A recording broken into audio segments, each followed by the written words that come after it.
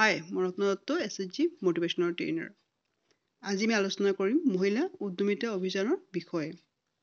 ইতিমধ্যে চৰকাৰে ঘোষণা কৰিছে যে 31 লাখ মহিলাক এই আঁচনিত অন্তৰ্ভুক্ত কৰা হ'ব।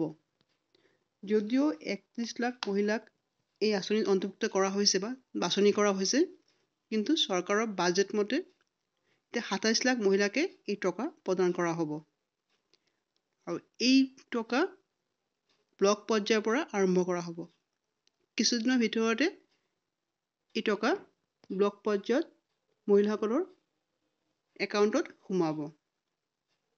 চৰকাৰে গোটেইকেইটা ফৰ্ম ভালকৈ চালি জাৰি চাইছে আৰু তাৰ পৰা 31 লাখ মহিলাক এই আঁচনিত অন্তৰ্ভুক্ত কৰিছে, যদিও 27 লাখ মহিলাই টকাটো পাব। কোনে কোনে এই টকাটো লাভ নকৰে, যোনে আয়কৰ বিভাগৰ টকা দি আছে বা যাৰ ঘৰত ছাৰ্ভিচ আছে, যাৰ 3টা ল'ৰা ছোৱালী আছে, তেওঁলোকে এই টকাটো নেপায়।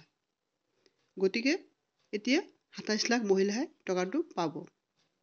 আৰু এই সপ্তাহৰ ভিতৰতে এই প্ৰচেছটো আৰম্ভ হ'ব। এই প্ৰচেছ আৰম্ভ হ'ব ব্লক পৰ্যায়ৰ পৰা। পঞ্চায়তে মহিলাসকলে এই টকাটো লাভ কৰিব। এতিয়াও মিউনিচিপালিটি এৰিয়াও এতিয়ালৈকে একো খবৰ পোৱা নাই। মিউনিচিপালিটি এৰিয়া কেতিয়া দিব, এতিয়ালৈকে একো ইনফৰ্মেশ্যন দিয়া নাই। প্ৰথমে টকাটো দিয়া হ'ব ব্লক পৰ্যায়ত। গতিকে ব্লক পৰ্যায়ত যিবোৰ মহিলা আছে, তেওঁলোকৰ মোবাইল নাম্বাৰটো আপোনালোকৰ ঠিক ঠাকে ৰাখিব। তেওঁলোকে ইতিমধ্যে মেছেজটো আপোনালোকৰ মোবাইলত আহিব, যোনে টকাটো লাভ কৰিছে। আৰু এই টকাটো প্ৰথম পৰ্যায়ত 10,000 টকা দিব, তাৰপিছৰ পৰ্যায়ত 15,000, আৰু তাৰপিছত আপোনালোকৰ এইটো বাঢ়ি থাকিব। গতিকে যোনে এই টকাটো লাভ কৰিব, তেওঁলোকে টকাটো কাম কৰি দেখুৱাব লাগিব। আৰু যদি কাম ভালকৈ কৰে, তেন্তে পিছৰ পৰ্যায়ত আৰু আপোনালোকে বেছি টকা ৰোজগাৰ কৰিব।